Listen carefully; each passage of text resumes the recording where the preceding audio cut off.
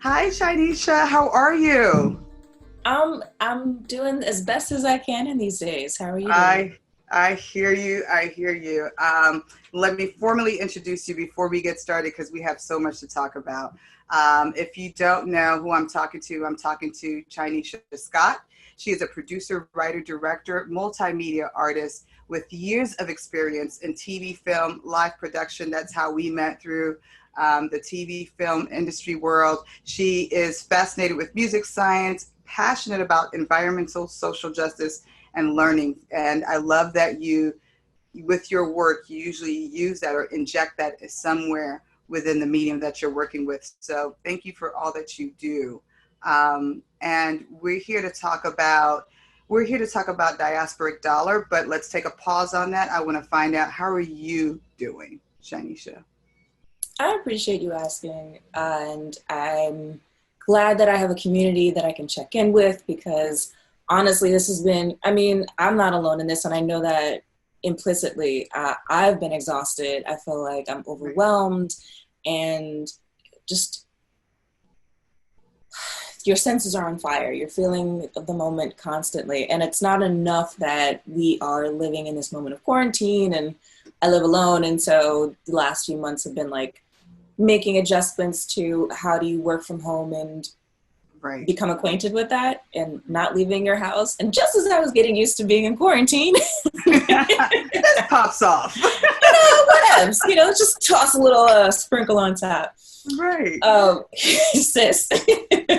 So it's been an interesting thing for me. I will say I identify as a Black woman. First and foremost, I am a woman of color, and so I am mixed race. My mother's family is Hungarian, and my father's American Black. But Mhm. in my life, with a name like Chinisha, I have always been a Black woman, and Absolutely. this moment is no exception. And I found it really challenging in having that conversation with my family, who's always, it's not that they don't know that I'm Black, and I have a great relationship in that I know my white family loves me, but it was, a point of conversation in this time where I had to call out the elephant in the room, like, hey guys, I am a Black woman in this moment. I need that to be recognized. And I don't know that it's something that was vocalized prior to that. So that's also been really challenging for me, having to have that conversation with my white family. That is so interesting, and didn't even just didn't even think that that's an extra weight that you're carrying right now, to kind of get that family to understand and give you that space that you need. How's the conversation going? Like, how are they receiving that this fight is your fight? Yeah. Well, to be honest, I hate to air it out like this, but I hadn't heard from the majority of my white family, like my closest family members. So I had spoken to a cousin on through social media, and that's how we generally communicate. And so she's been very vocal, and I appreciate that. And I'm in regular contact with my mother, who's the white side of my family. But outside of those two people, the people that I'm closest to on that family, mom, for weeks, in the midst of these things happening, and I've been getting well-meaning white friends hitting me up like, "Hey, how you doing? How's it going?" And like, Right. as much as that is its own journey when you're like receiving those calls, the other half of that was like the people that I would have expected to care about me and want to know how my well-being is in this moment had not said anything. And when I called it out with one family member in particular, their response was, "Oh, I didn't even think that you would be that emotionally affected by this." And it was just, to me, I couldn't even, and it was like there was lots of crying. There was lots of like, Right. I know that that's not the forefront of the conversation, but I need that to be understood that that is a huge central part of my existence. And so for me to have to like explain my personhood in that moment, and also I live in Clinton Hill on the border of Bed-Stuy, like literally the block of the border between Clinton Hill and Bed-Stuy. So you know marches every day, Right. Molotov cocktails going off, chant the helicopters overhead. So I'm literally in the middle of all of these things while also emotionally being in the middle of all of these things. And so that was frustrating because I find myself to be someone who's very vocal in terms of like race relations and social justice. So Right. Right. you can't not say anything to that person if that's the work that I do in the world is Right. speaking on behalf of Blackness as much as I can in the ways that I think are appropriate for me to do. I would like to think, and this is just my thinking. This is my thought, that they just, sometimes people just don't know how to express concern. Does that make sense? It's like it's such a sensitive, fragile topic that I'd rather not say anything to you and hope that this passes by really quickly than having to have a conversation with you and jeopardize the relationship or the fragileness that we share. I don't know. Like that's got to be the justification here. When you don't hear from those that you love, Mm-hmm. that knows that you're going through this right now. Yeah, Gotta I be. think, but that plays into the rage, and I can't speak for you, but I know for me, it's just like the idea that you can, oh, that's so sad, and then put that down and still go about your day is not a privilege that I have, where at least in my experience in this moment where I can't put that down. There's not a moment in this day where I don't feel, where I'm trying to go through my day and I don't just start crying because like these people are people like Ahmaud Arbery and Breonna Taylor and George Floyd are all human beings. And so the fact that Black people carry the most empathetic burden for people who lose their lives just because they're Black is what's frustrating to me, that we have to explain to whiteness, not just white people, but whiteness itself, that these are human lives that have been lost, not that they are Black lives. And so I think that the silence for me resonates in that way. It's like, why wouldn't you feel emotionally connected to this person Absolutely. who was brutally murdered on camera? Absolutely. Like, why doesn't that bother you? I completely get it. One of the things that you're raising your voice in, and reason why I was so excited to talk to you, is about Juneteenth and this initiative that you're working on. Can you explain a little bit about what Juneteenth is and what you're working on? Yeah, absolutely. Juneteenth is the celebration where the folks, enslaved Africans who were in Galveston, Texas, finally received word that they had been emancipated. So it took them a full 2.5 years post-emancipation for word to travel to Galveston, Texas. And the problem was because white slave owners and were intentionally withholding this information, and the fact that word needed to travel to those people. So they just remained enslaved for an additional 2.5 years because they were the economy. So when they finally were emancipated, it was, June 19th in Galveston, the final town to receive word. And so on that day, we celebrate. That's our Freedom Day, as far as I'm concerned. That's the only independent day I know of. That's the only independent day I know. Exactly. Last year I did a show and it was great fun. The house was packed. We did a show celebrating Juneteenth. It was a comedy show. It was all Black performers. It was incredible. We had a professor who came in, who was on Sam B, the late night show, and she came in and did a piece about Juneteenth, and then we had all Black performers, sketch artists, and comedians come in and do a show. And so this year, in that spirit, and also in having this conversation around not just George Floyd specifically, but around Blackness and what are the ways in which we can emancipate ourselves from the white supremacist system. And part of that is the economics. It's deeply connected to absolutely our emancipation. And so I had seen some calls to action for blackout days. And so some were like July 7th, or let's pick this day. And the thing for me has always been that efforts to make an impact need to be sustainable. So for me, a single day of not shopping, it is great, a symbolic effort, but I don't think it's a sustainable effort. And so what I offered is let's start with a 30-day campaign to buy Black, exclusively Black, whenever and wherever possible, recognizing that it's not always possible in most places. I live in New York City, I live in Brooklyn. For me, it's pretty easy to shop Black significantly, but even buying groceries or, home supplies is not the easiest thing. Mm-hmm. So with that recognition, we wanted some friends and I pitched this to them and we came up with the idea. I was like, this needs to happen on Juneteenth. So Juneteenth is the day of our emancipation. We will celebrate ourselves on that day, as we should. And then from that day, for 30 days following Juneteenth, we will buy Black exclusively, whether you have to ship it from, Wichita, Kansas, or you go to the local store around the corner. It's about finding brick and mortar places in your community. So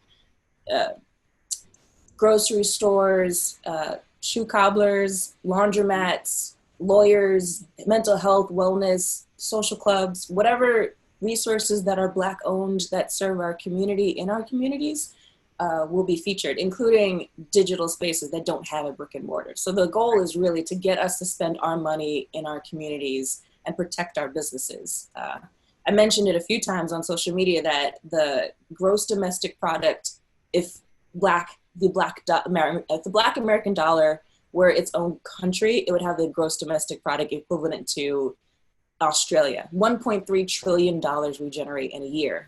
What a number. What a significant number. 1.3 trillion.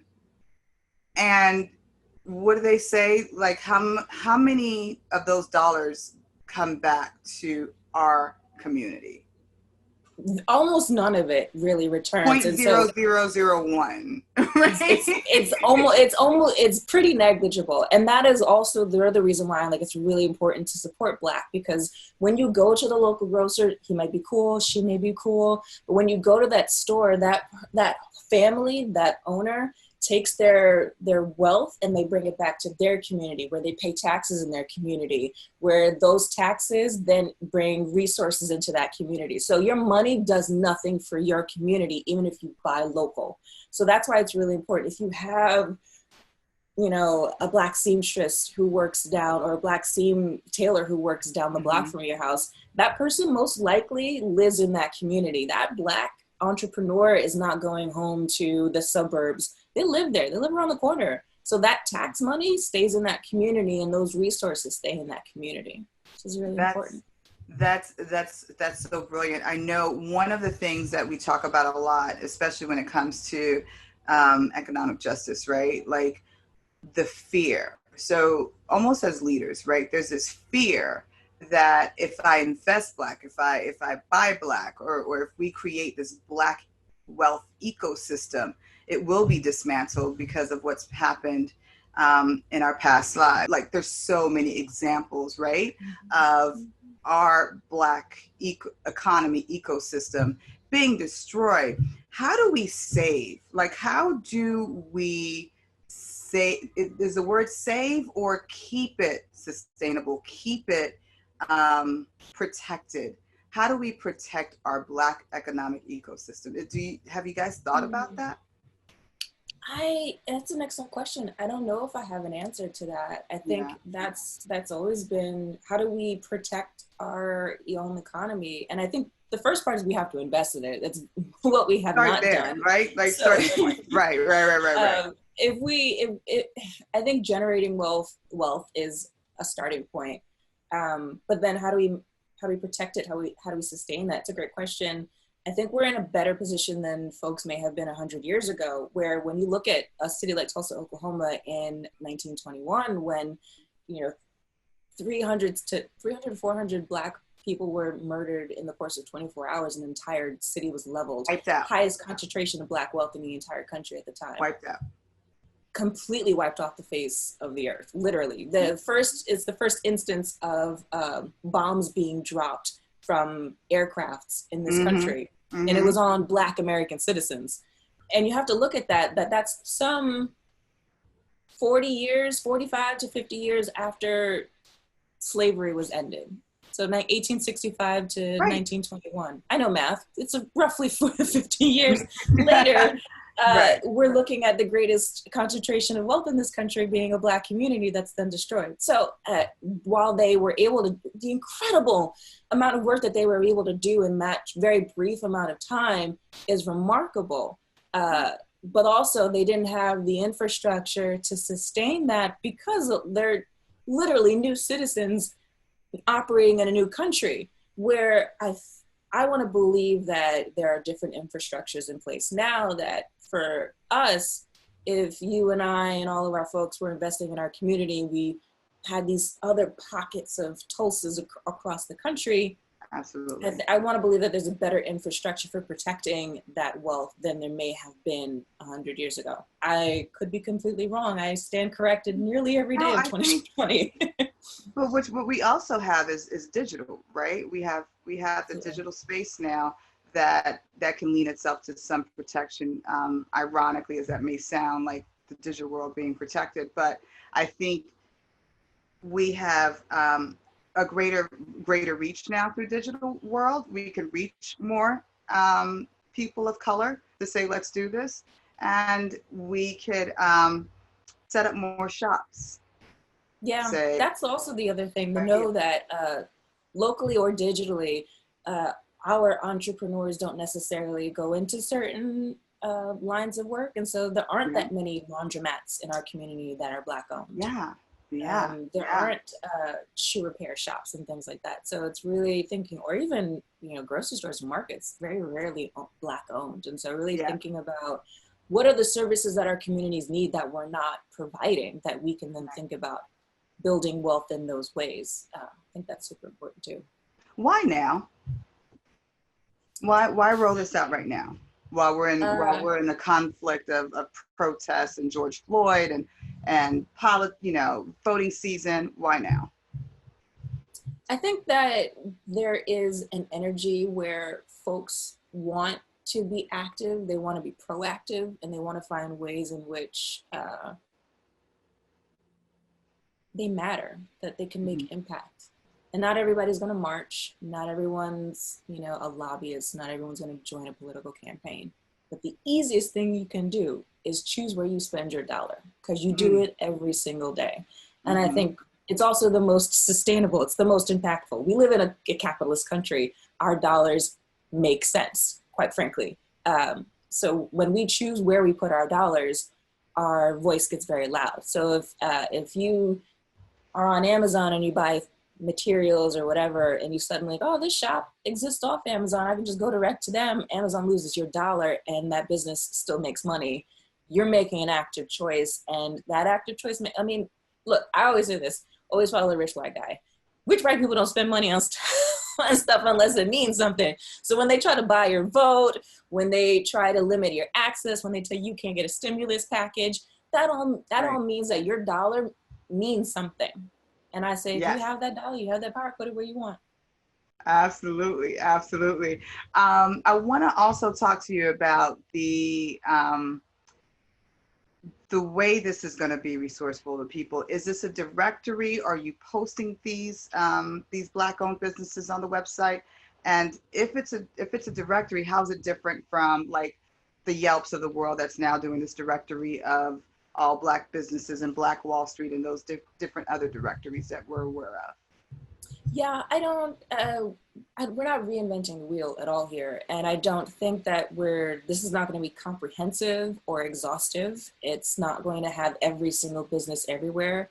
The active part of it is to allow people to create a network. And that's especially through the use of the hashtag. It's not necessarily Diaspora Dollar as an account, which is a place where we're trying to highlight and allow people to use this as a resource. So it's not just us finding businesses, but it's us pooling these different directories and listicles that have been advertised. And hey, here's a place where you can come find this information. We're not going to do all this from scratch. We don't have the human capital in order to do that. But we are trying to find a way to provide these resources. Hey, do you want to find a Black bank? Here's a directory that will allow you to search Black banks in your region. Those are the things that we're trying to do so that folks feel like they have a place to go to make those active choices. And the other leg of it is using the hashtag to share content on their own page. We're like, hey, this is someplace that is in my community, hashtag Black Dollars make sense. Once you click that hashtag, you see this running list now. The hope is, at least, to see this running list of Black businesses. And also to be like, hey, I don't know anybody in my neighborhood, but I went and I bought this thing. Here's a business you can go to. That kind of thing where it's, everybody loves a challenge. The internet makes us connected. It's a way of connecting these businesses together so that it doesn't feel like, oh, here's this pod, here's this pod. Yeah. We're not unique, but we are covering the places that are in our network and hopefully beyond, so that people have access to it. And so I think that is part of the point. I love it. I love it. How would you like for this, after the 30 days, how would you like for this to live? What do you want to see as the end goal for it? Like, what's the bigger picture here? I don't want it to end. I want it to steamroll. I want, hope maybe someone wants to take it over and be like, this is what I do full time. I create the most comprehensive, not I, but someone, excuse me, can come on and be like, I'm going to create the most comprehensive directory of Black businesses in this country. Where, it takes 28 days to build a habit. After 30 days, we're like, oh, I did that for 30 days. I don't need to go back to so-and-so or so-and-so. This is now my go-to.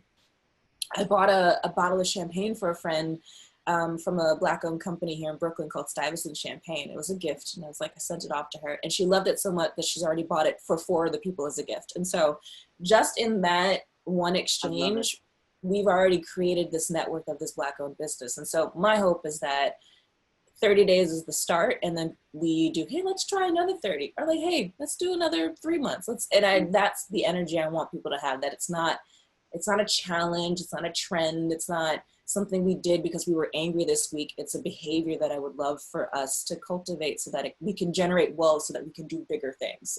This is the start for us to do bigger things.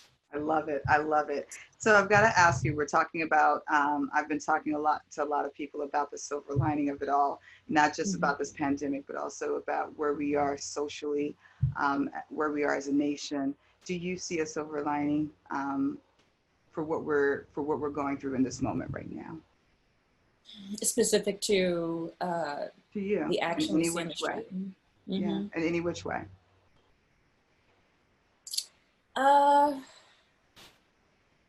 Yeah, I mean, I would love to say that I'm glad to see that there's so much proactive energy in the streets. And I love to see that the conversation around race has become so frank, and that it's not just us yelling into the void, but that it's right. Right. I think for me, it's so responsive. That's exciting for me. And also the idea that things that organizers in the community have been, shouting for years, defund the police, reorganize, restructure how we deal with, what's the word? Rehabilitating and responding to criminal offenses in our community are really like, oh, how about we just fund mental health professionals, so that when a young man and his aide are having an episode, that young man doesn't get murdered in the street, but some mental health professionals will arrive on the scene in order to address the issue. Those are the kinds of things that are coming out of this moment. And for me, while I don't wish that George died in order for this to happen. I don't wish for Breonna to have lost her life in order for this to happen. At least in this moment, there is some hope that we can shift the tide, so that there aren't more Breonna Taylors and George Floyd's. And we say that every few days or every few weeks or every few months. Right. And I think because we've been in quarantine, people are like, oh, I need an activity. Let's dismantle racism. Fine, make that your quarantine activity. Right. Find your voice and make it happen. Right. So sure, if that's the silver lining, if you dismantle a white supremacist capitalist society because they've been in their house for 3 months, fuck it, I'm okay with it. Can I swear? I'm sorry. Nah, that's fine. That's fine, and it's real. It is so real. I love that. But I'm looking forward to it. As you know, I'm very conscious of where I put my dollar. I support Black businesses. Impossible for every aspect of my life, but for wherever it is possible, I make that conscious decision. I know that so many people can make that conscious decision about it too. And like you said, it's a mind state, it's a behavior that we've just got to start shifting. And I'm glad that you guys are doing this. I will do my part in bringing awareness around this, because this is needed. This is needed. We will not have social justice until our Black dollars matter. Yes, absolutely.